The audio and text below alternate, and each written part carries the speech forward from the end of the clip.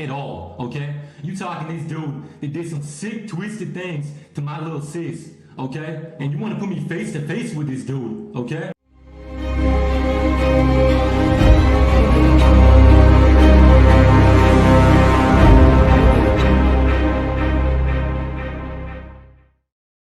This is Nelson Sanderson.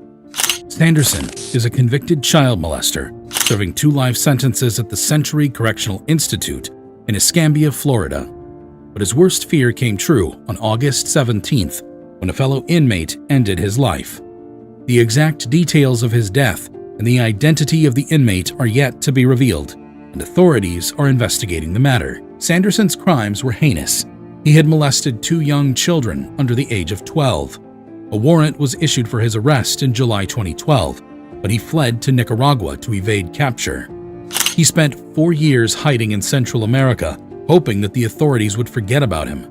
However, U.S. Marshals finally caught up with him in April 2016. He was arrested and deported back to Florida to face the charges against him. At his trial in October 2016, Sanderson's wife, Charlotte, revealed that her husband was terrified of dying behind bars. She stated that his age and health make him unlikely to survive more than 6 months in prison. Sanderson's death may have brought closure to his victims and their families. Still, the Florida Department of Corrections has admitted failing in its duty of care towards him. In a statement, they pledged to hold inmates accountable for their actions and to provide a safe and secure environment for all prisoners. In a statement, the Florida Department of Corrections says it, quote, is committed to providing for the safety and well-being of all inmates in custody. Inmates who cause harm to others are held accountable for their actions. This includes administrative sanctions, placement in restrictive housing, and criminal charges if applicable. This is done for the safety of staff and other inmates. The correctional institution has implemented plans to prevent such crimes, from protective custody to high-security prisons. They have also established the Sex Offenders Management Program in collaboration with the Federal Bureau of Prisons. The program involved a designated place for only sex offenders. It was designed to provide psychological help to sex offenders before they are integrated into society. It's a kind of rehab for sex offenders. Child molesters can request to be transferred to this treatment program to escape the wrath of fellow inmates. However, getting into the program from a regular prison isn't always easy.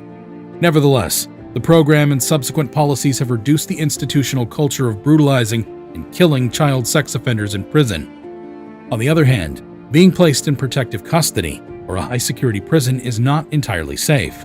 High-security prisons mean the inmates are psychopathic and deadly killers or convicts who have committed more dangerous crimes. The sex offender faces more dangerous inmates in this sort of facility.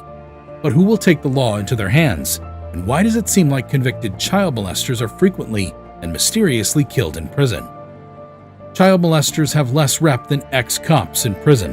They're treated with scorn. Surviving in prison as a child molester is difficult. Even among criminals, children are no-go areas. Some convicts feel like they're redeeming themselves by dishing out what they believe is the proper punishment for sex offenders. A federal study conducted from 2007 to 2015 showed that male sex offenders make up less than 20% of prisoners, but account for about 30% of all homicides in prison. Sex offenders are prone to get slashed, stabbed, or killed in prison. However, the current policies and programs by the Federal Bureau of Prisons have helped reduce violence against them. So, while Sanderson's murder is still being investigated and the killers are unknown or hiding, another prison had its inmate admit to a double murder. This is Jonathan Watson. Watson is serving a life sentence in Corcoran State Prison, California, for a 2009 murder conviction. He has violent tendencies, and it wasn't long before a violent outburst claimed the lives of 2 inmates accused of sexually assaulting children. In January 2020, the 41-year-old convict admitted to beating 2 fellow inmates to death with a cane. The victims were David Bobb, 48, and Graham DeLuise Conti, 62. Both of whom had been convicted of aggravated sexual assault against children and are serving life sentences. According to Watson's confession, which he made in a letter to a Northern California newspaper, he attacked the 2 men in retaliation for their behavior in the prison dormitory. Watson said that none of the men showed remorse, and one had been bragging about their heinous crimes and taunting him and other inmates by watching children's television programming an act that Watson found particularly objectionable. The day before the attack, Watson had reportedly warned a prison counselor that he was feeling increasingly violent and needed to be transferred to a higher security facility, but his pleas went unheeded and he was left to stew in anger. The following day, Watson took matters into his own hands. He picked up a cane and approached one of the men, beating him repeatedly over the head until he lay motionless on the ground. Watson then left the dormitory to find a guard and turn himself in. However, he encountered the second victim on the way, for whom he also used the cane until he was unresponsive. Watson said he believed he was doing everyone a favor by taking care of the child molesters. Watson's actions have been condemned by prison officials who say violence of any kind is unacceptable within their walls. But many people outside the prison walls have expressed sympathy for Watson, stating that he was pushed to his limits by the behavior of the men he attacked. Some argue that both child molesters got what they deserved. Regardless of how you feel about the murders, the fact remains that child molesters are an endangered species in prison. They are mostly considered the lowest of the low because their victims are innocent kids who should be protected, not abused.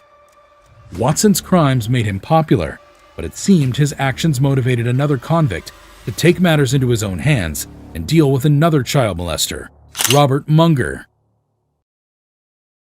This is Robert Munger. Munger is a Washington State prison inmate sentenced to 43 years imprisonment for child sex crimes.